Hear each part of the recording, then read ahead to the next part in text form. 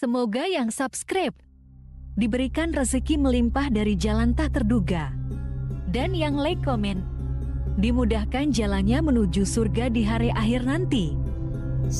Siapa yang tak mendengar nama Qorun? Dia adalah seorang sosok kaya raya di zaman Nabi Musa yang namanya melegenda hingga sekarang. Kisahnya diabadikan dalam Al-Quran, bahkan menjadi peribahasa atau ungkapan di masyarakat guna menggambarkan seseorang yang mirip dengan tabiatnya atau menisbatkan harta yang ditemukan terpendam dalam tanah sebagai harta Qorun. Qorun adalah miliarder kaya raya yang hidup sejaman dengan Nabi Musa. Saking kaya rayanya, Qorun setiap kali keluar dari rumahnya, ia didampingi dengan 300 pelayan laki-laki dan 300 pelayan perempuan. Itu dilakukan semata-mata sebagai bentuk kesombongan bahwa dialah manusia paling kaya, paling terhormat, dan memiliki pengikut setia. Orang-orang tentu saja akan penasaran seberapa banyak harta kekayaan Qorun jika pengawal dan pembawa kunci gudang kekayaannya sebanyak itu. Lalu berapa banyakkah harta yang dimiliki Qorun yang disimpan di dalam gudangnya tersebut? Sebelum saya melanjutkan, dimohon untuk menonton video ini sampai selesai supaya tidak ada kesalahpahaman dalam memahami isi cerita, serta mohon bantu channel ini semakin berkembang dengan cara tekan subscribe dan silakan tinggalkan like serta komen positifnya. Semoga dukungan pemirsa Risalah Kehidupan bernilai pahala dan menjadi wasilah dimudahkannya segala urusan pemirsa sekalian. Pemirsa Risalah Kehidupan, di zaman sekarang, banyak orang yang mengistilahkan rezeki yang tak terduga dengan istilah harta Qorun. Lalu, dari manakah sumber harta kekayaan Qorun yang sangat luar biasa itu? Serta di manakah Qorun dan hartanya ditenggelamkan? Siapakah Qorun dan bagaimana kisahnya dengan Nabi Musa? Qorun merupakan kaum Nabi Musa alaihi salam. Disebutkan oleh Ibnu Jurayj, nama lengkap Qorun adalah Qorun ibnu Yashar, ibnu Qahis, ibnu Lawi, ibnu Yakub. Ia merupakan putra paman atau sepupu Nabi Musa alaihi salam. Pasalnya, Nabi Musa alaihi salam sendiri adalah putra Imran, sedangkan Imran adalah putra Qahis. Dengan kata lain, Qorun masih satu kakek dengan Nabi Musa alaihi salam, yakni kakek Qahis. Ia adalah umat Nabi Musa yang taat. Tidak hanya memiliki banyak harta, Qorun juga termasuk orang yang cerdas dan berilmu. Ia menguasai ilmu duniawi dan ilmu ukhrawi, dan tercatat bahwa Qorun adalah ahli di bidang kimia. Dirinya tercatat sebagai ahli kitab Taurat setelah Nabi Musa. Kepandaian Qorun dalam ilmu agama membuat dirinya sering disebut dengan ilmu nawir, atau orang yang memberi cahaya dan penerangan. Suaranya terkenal merdu dalam membaca kitab Taurat. Selain itu, Qorun juga lihai dalam berbisnis. Ia mengetahui trik investasi yang menguntungkan, serta jalur perdagangan internasional yang strategis di zamannya. Kekayaan Qorun begitu banyak, sebagaimana tercatat dalam surat Al-Qasas ayat 76. Sesungguhnya Qorun termasuk kaum Musa, tetapi dia berlaku aniaya terhadap mereka. Kami menganugerahkan kepadanya perbendaharaan harta yang kunci-kuncinya sungguh berat dipikul oleh sejumlah orang-orang yang kuat. Dalam riwayat Kaisamah disebutkan, kunci gudang kekayaan Qorun dibutuhkan 60 bigol atau sejenis kuda kecil. Ukuran kuncinya sebesar jari, bahannya terbuat dari kulit, dan setiap kunci digunakan untuk satu gudang. Maka keluarlah Qorun kepada kaumnya dalam kemegahannya. Para ulama tafsir menjelaskan, Qorun keluar dengan mewah diiringi dengan 300 gadis berbaju merah dan 4.000 kendaraan kuda. Tak heran, iring-iringan Qorun itu mengundang decak kagum mereka yang gandrung terhadap harta kekayaan, sebagaimana yang terekam dalam ayat Al-Quran. Moga-moga kiranya kita mempunyai seperti apa yang telah diberikan kepada Qorun. Sesungguhnya ia benar-benar mempunyai keberuntungan yang besar. Quran Surat Al-Qasas ayat 79. Namun tak sedikit kaumnya yang mengingatkan. Ingatlah ketika kaumnya berkata kepadanya, "Janganlah engkau terlalu bangga, sesungguhnya Allah tidak menyukai orang-orang yang terlalu membanggakan diri," atau farihin. Ulama menafsirkan istilah farihin di sana juga berarti takabur, zolim, berbuat kerusakan, arogan, dan tak mau bersyukur terhadap nikmat. Mengenai dari mana asal-usul kekayaan Qorun, ada beberapa riwayat yang memberitahukan tentang asal-usul kekayaan Qorun. Sumber pertama menyebutkan bahwa jauh sebelum memiliki kekayaan, Qorun hanyalah seorang lelaki miskin yang tidak mampu menafkahi keluarganya. Anaknya sangat banyak. Lalu suatu ketika Qorun datang kepada Nabi Musa. Ia meminta Nabi Musa alaihissalam untuk mendoakannya agar Allah memberikan harta benda yang banyak. Qorun juga meminta Nabi Musa mengajarinya ilmu kimia dan ilmu-ilmu kehidupan lainnya. Qorun dikenal sebagai orang yang soleh dan mengikuti ajaran Ibrahim dengan baik, sehingga tanpa pikir panjang Nabi Musa alaihissalam menyetujui permintaannya. Allah Subhanahu wa Ta'ala mengabulkan doa Nabi Musa. Qorun diberikan kecerdasan luar biasa dan menguasai ilmu yang telah diajarkan kepadanya. Qorun menguasai teori dan praktik pembuatan emas permata dan beragam perhiasan mewah lainnya. Ia juga pakar dalam ilmu arsitektur, rancangan bangunan, penataan kota, dan lain sebagainya. Tidak lama setelah itu, hidupnya berubah. Qorun pun hidup dengan bergelimbang harta. Ribuan gudang yang dimilikinya penuh dengan emas dan perak. Namun sayangnya, keberuntungan yang didapatkannya membuatnya gelap mata.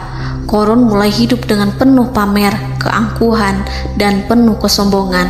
Kekayaan yang diberikan Allah Subhanahu wa Ta'ala membuatnya lupa dengan Sang Maha Pemberi.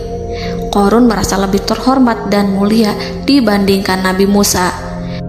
Ia pun akhirnya membelot dan durhaka pada Musa.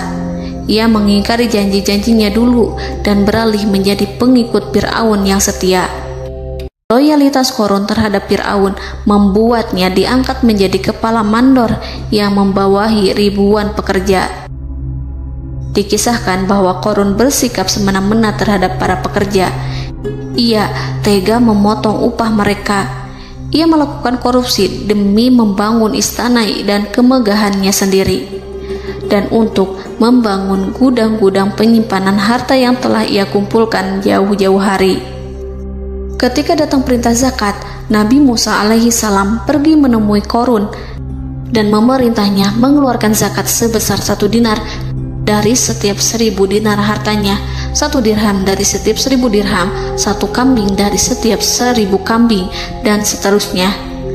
Setelah Qorun menghitung seluruh hartanya, ternyata jumlah zakatnya sangat besar. Kekikirannya pun mulai menghalangi hatinya untuk mengeluarkan zakat. Qorun enggan membayar zakat ketika Nabi Musa alaihissalam menagih zakat yang diperintahkan oleh Allah untuk ditunaikan olehnya.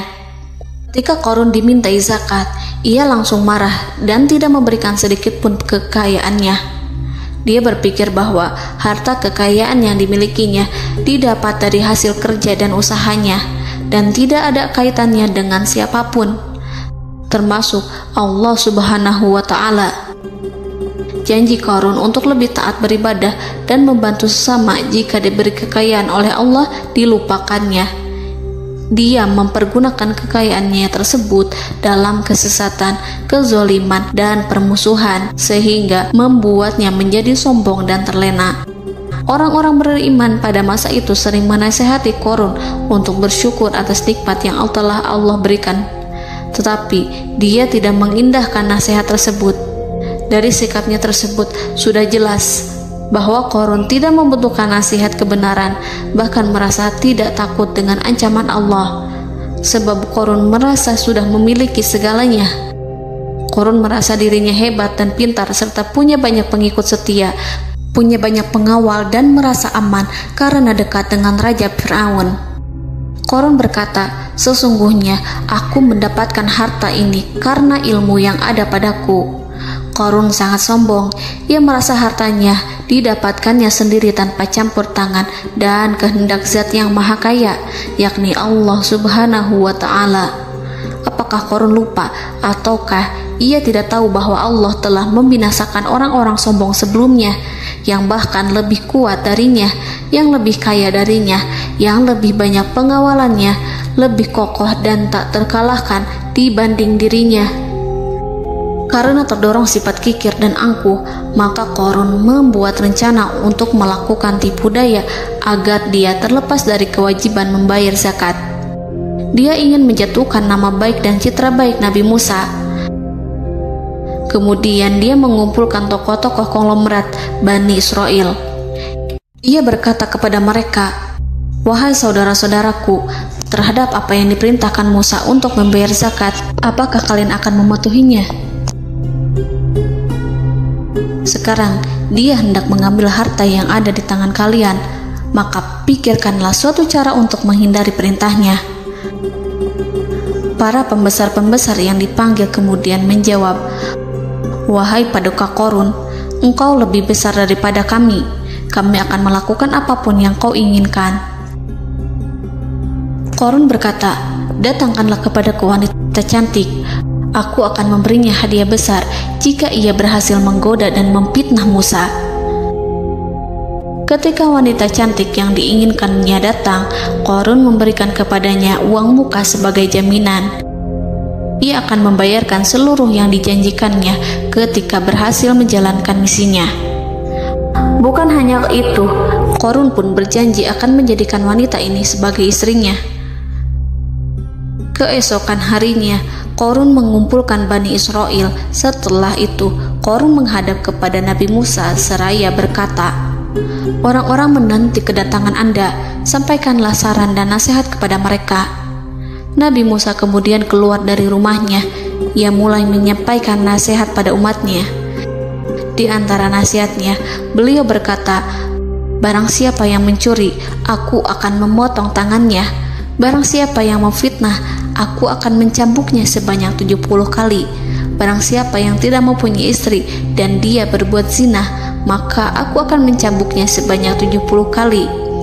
Adapun barang siapa yang memiliki istri dan ia berbuat zina, aku akan rajam dia sampai mati." Korun kemudian berkata, "Apakah ini juga berlaku untuk Anda jika Anda sendiri yang berbuat zina? Apakah Anda akan menerima hukumannya?"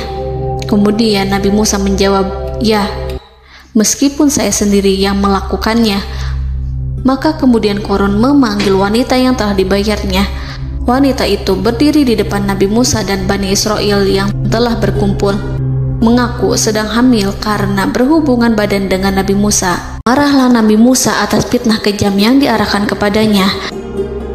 Kemudian Nabi Musa melakukan sholat 2 rakaat, lalu mendatangi wanita itu dan menyumpahnya agar mengatakan siapa yang menyuruhnya.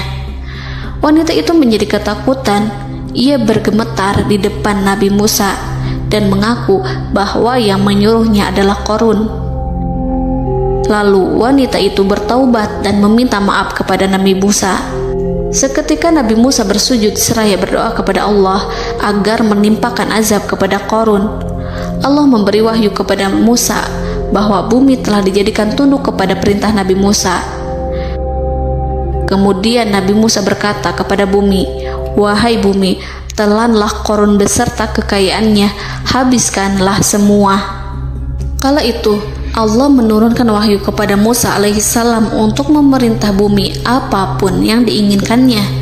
Begitu Nabi Musa alaihissalam datang dengan wajah sangat marah, barulah Korun merajuk, "Wahai Musa, sayangilah aku."